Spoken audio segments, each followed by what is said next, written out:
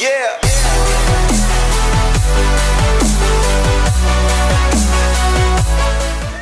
Hi guys, KevinTheDirector here, and I'm here with this awesome gentleman right here who is an American treasure right here. How are you doing today, sir? I'm well. Good to see you. Thanks for having me. It's a pleasure to have you. So aside from that, how are you enjoying today in Houston? Well, Houston's always great. The people are wonderful here. We're here with Houston Space City Con. We're expecting a lot of people to come down. There's a plethora of characters that are going to be here, so literally all you have to do is show up and enjoy yourself. Nice.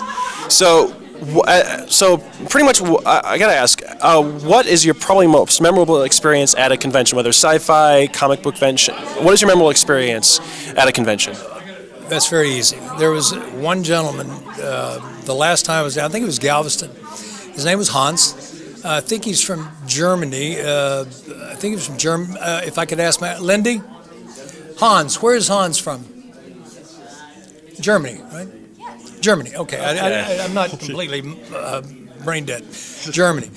But I have the sword. I have the only sword from Babylon 5. I designed it. I had it built for the character, sheath, sword, everything. It's based on a 15th century katana that I own.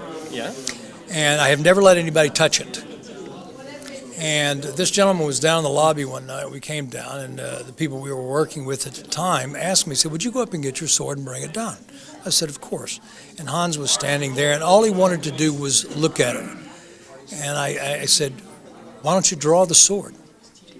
He looked at me and he said, you want me to draw the sword? I said, yeah. I said, you're the first to ever draw the sword. He pulled it out. I said, please don't swing it because it is a sword. But he drew the sword and he looked at it. He looked at the Narn language that was written on the handle. And he looked at me and he said, this is such an honor. He said, why me? I said, why not you? And the man, he was so taken that he teared up.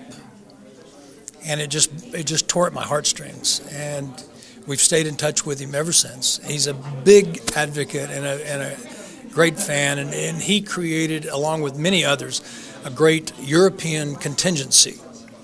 And we talk with them all the time, along with a vast European contingency that has grown. And that to me is one of those moments where you're giving back to someone that it means something to. They're there for you, because if it weren't for them, why would we do what we do? He was just a very special human being. It's safe to say that you may have found a worthy successor for the sword. Oh, if there was anybody, it would be Hans. He's great. And just a darling person. He's just a darling person. Well, but all the people that come down to these are great people. You make new friends every time you come down. They tell you lines that you don't even remember saying, and they remind you of where you were, what you were doing, and what it meant to them. Pretty special. Oh, it's always special, especially when you can reach, when your work reaches to a person on that kind of emotional and personal level. You've done a good job as an actor and as an artist. And I truly hope so. I've been at this a very long time. As I said, I've been doing, in this business for 37 years, and my lineage with sci-fi goes back to Automan, which most people don't remember, The Phoenix, Sliders, Star Trek, Babylon 5, Armageddon. There's quite a list.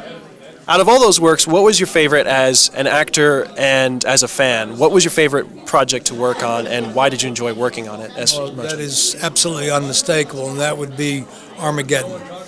The reason being is because we were shooting on the pad with the space shuttle on the pad 19 days before liftoff. I think it was STS-87. I was the only one allowed to sit in the pilot's seat of the space shuttle while it was on the pad. I'm serious. We had lunch with the astronauts 19 days before liftoff, and we were on the crawler. And I don't know if you've ever seen the crawler, or the crawler is the largest tracked vehicle in the world.